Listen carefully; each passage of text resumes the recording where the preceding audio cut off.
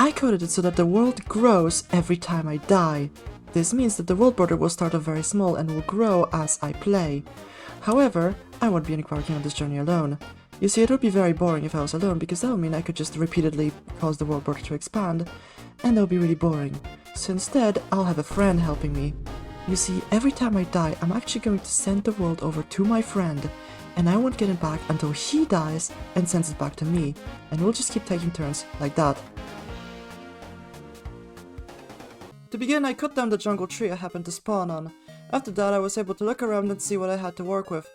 No easily accessible water unless I found some in a cave. There was a bunch of bamboo that Kamil, my partner in the playthrough, would be able to collect, but I wouldn't because the border hadn't expanded there yet. Then I began calculating in chat. I believe I was trying to figure out how big the world border needed to be before mob spawning became a problem, and that would start happening at least 25 blocks away from me. That took the whole day. There was also a brief diversion of me having realized that the world border might actually not be lined up to the block in the nether, so I decided to make sure that's not the case before it'd be too late, and thankfully everything was alright there, so I went back to mining, as if nothing had ever happened. And also this is kind of a funny spot in the script because I decided to make a project out of clearing out all the jungle trees and all the miscellaneous plant life in the world border, after which I used the cleaned out space to build a 2-layer tree farm. Currently, not yet 2-layered, but that has changed soon after. I also made a regular farm despite the lack of water. Then I went back to mining again, collected some iron, which would prove very useful, and I killed most of the mobs for food, while making sure to leave at least 2 of each for future breeding. Given the lack of food, any tick of damage would actually be very bad.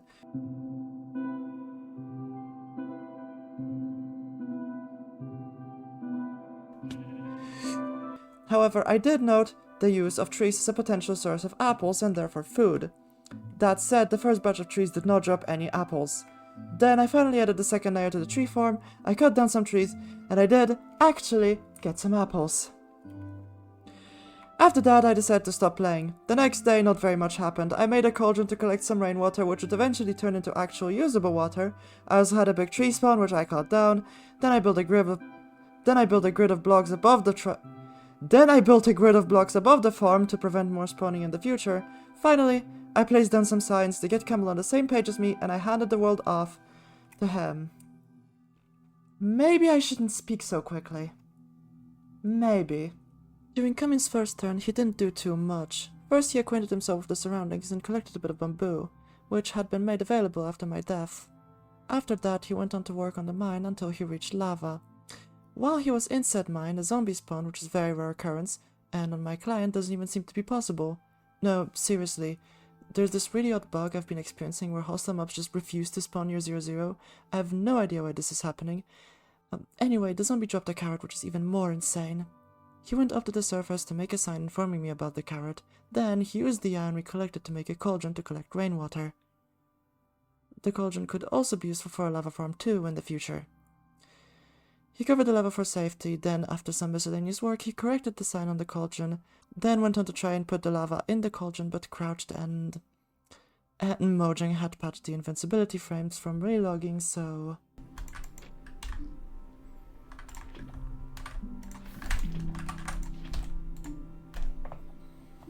Holy shit, I'm done.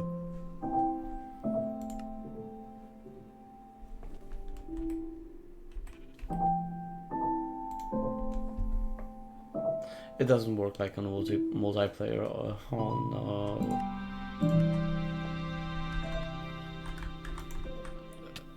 Ah!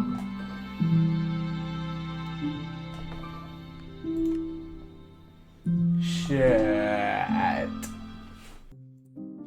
I figured it was around me, and in my notes it says, struggled to remember my own stupid joke. I'll find the clip and show it if it's actually funny, and if it's not... That is mine. Everything belongs to the both of us. Why did I write that? Oh, cause mine, cause... Yeah. Anyway, I ran around a bit and... Okay. I'm trying to write this script based on my notes without rewatching the footage because that would be taking too long. And what am I supposed to do with a very intelligent pig gameplay less than 3? You are... Please get down if I push you off. No, because you're climbing. I know of a way. I'm gonna place some cobblestone here, so that you'll climb on that, and that'll slow your descent. Wait. No, I should do that. Come over here, stop falling. Oh? Anyway, I did make a pig pen so that more pig situations don't occur. I'm just gonna stop pointing these out. I also made a sheep pen. Then I did some more clearing out of the edge of the world because it's tradition now, and I did some more iron mining at y equals 16 at the little grid that me and Kamil had constructed. I also started a second similar grid at y13 because you can never have too much iron. That said, everybody, it rained, and we got our first layer in the cauldron. This is huge. And I added a third cauldron to speed up the process. I also attempted to use this old composter glitch to see through walls and, well, it was rather uneventful. It didn't work. At this point, I took a bit of a break, and when I came back, from the notes, it seems I got confused about the origin of some bone meal I found in my inventory. As the notes have helpfully clarified, the bone meal's origin had just been a composter, presumably from the cave searching. It is also at this point that I realized composters can actually be used for this on purpose, so I made one and left a sign to inform Kamil of this revolutionary tech.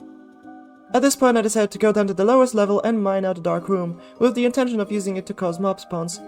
There was actually a cave there, and notably the cave went low enough to become filled with lava, a fact which I immediately forgot about.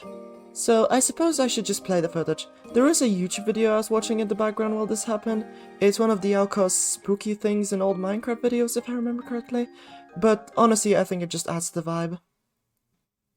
Please don't sue me for copyrighting Alco. Because it makes that goal and that drive of trying to survive make a safe shelter and light up the area around you. It makes that so much stronger, and it makes it more satisfying. I was watching YouTube on my second monitor. I dug forward, and I just... Right off the bat, there was a corrupted recording, though luckily not much happened during it. That said, Kamil dug out the room I had originally intended to be a dark room for mob spawning. He decorated it and found some diamonds past the border. It seems he wanted the room to be used for storage as he started placing down some chests and something hinting at the idea of a staircase. But it rained again, after which some miscellaneous chores commenced. He actually built a proper staircase all the way down to the mine, and then something very important happened. He spent some more time in that room, and then listen to this. He covered the lava that was there with slabs, then placed stairs on top of the slabs in the weirdest way he could, made this weird-ass contraption that was apparently supposed to be navigable, and then just left it. At that point he figured he was satisfied and handed the world off to me. My turn began with some weird issues with the datapack, which I fixed. Then I got to look around and go to my little room, and find that what I meant to be a dark room was indeed a dark room. See, Kamil had Fulbright on, and there is that weird mob spawning glitch thingamabob that Minecraft had, so he just kinda never bothered to light it up. I saw the diamonds he left and mined them, and then I did a little bit of work on the room myself before I saw that staircase from earlier. And thus, the clip shall be played. Oh yeah, one thing is, Deep Slate is directional, which is... Jesus fucking Christ, why don't you just make this